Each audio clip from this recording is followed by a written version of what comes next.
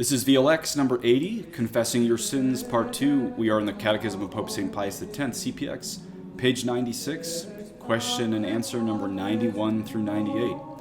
God give you his peace, in nomine Patris et Filii et Spiritus Sancti. Amen. Heavenly King, Consoler, Spirit, Spirit of truth, who art present everywhere and filling all things, treasure of all good and source of all life, come dwell in us, cleanse us, and save us, you who are all good. Amen. In nomine Patris et Filii et Spiritus Sancti. Amen. And a little bit shorter one today, since it's just a summary of how to confess your sins. Number 91, how do you present yourself to the confessor? Answer, I kneel at the feet of the confessor and I say, Bless me, Father, for I have sinned. Number 92, what do you do while the confessor blesses you? Answer, I humbly bow my head to receive the blessing and I make the sign of the cross. Number 93, having made the sign of the cross, what should you say? Answer, having made the sign of the cross, I say, I confess to Almighty God, to Blessed Mary, ever Virgin, to all the saints, and to you, my spiritual Father, that I have sinned. 94, and then what must you say? Answer, then I must say, I was at confession such a time.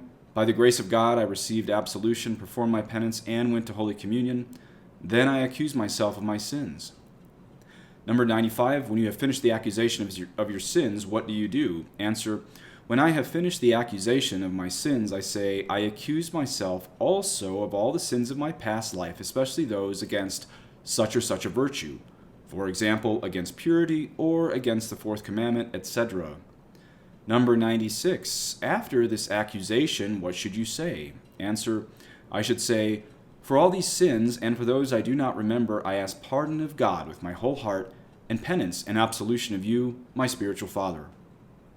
Number 97, having thus finished the accusation of your sins, what remains to be done? Answer, having finished the accusation of my sins, I should listen respectfully to what the confessor says, accept the penance with a sincere intention of performing it, and from my heart renew my act of contrition while he gives me absolution. Number 98, having received absolution, what remains to be done? Answer, having received absolution, I should thank the Lord, perform my penance as soon as possible, and put in practice the advice of the confessor. Thus are the words of the Holy Pope. As I said, just a short one today, so let's recap that mnemonic I gave you before. It's CCAP, contrition, confession, absolution, and penance.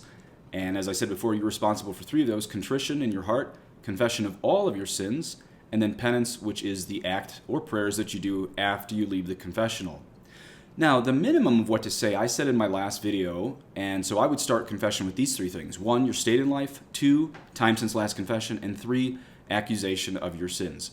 Now, that's the minimum. If you want the maximum, or maybe how Catholics in the past confessed, let's look at the 7 things to say that Pope St. Pius X gives us today. The 7 things to say at the beginning of a confession, and you may want to write these down. Now, personally, I'm probably just going to stick with the minimum 3 there because I go to confession so often. But if you go, say, only once a month or even less frequently, you may want to write these 7 things down. And I took these 7 things out of the lesson. Okay, so number 1 is the sign of the cross.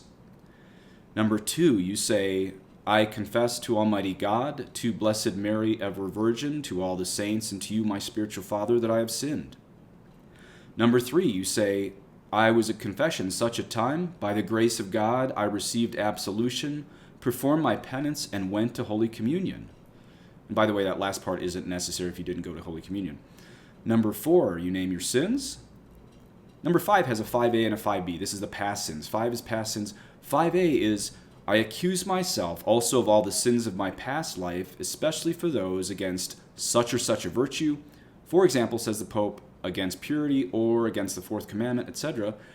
And then 5b, you can follow that up by saying, for all these sins and for those I do not remember, I ask pardon of God with my whole heart and penance and absolution of you, my spiritual Father. Kind of humble and beautiful to actually ask for penance and absolution instead of just thinking it's kind of this vending machine where we deserve it.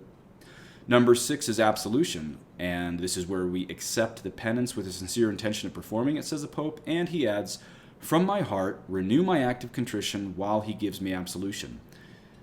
And then number 7, this is what you do upon exit. Number 7, the Pope says, having received absolution, I should thank the Lord, perform my penance as soon as possible, and put in practice the advice of the confessor.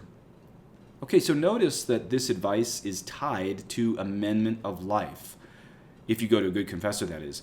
So life will get better if you follow a good confessor's advice right before he gives you absolution. Remember, that advice isn't to beat you up, but it is to answer questions that you may have brought about your life, how to become holy, how to eradicate sin, and possibly how to be a saint. Please say an Our Father for me. Et benedictio Deum omnipotentis, Patris et Filii et Spiritus Sancti, descende super vos et manet semper. Amen.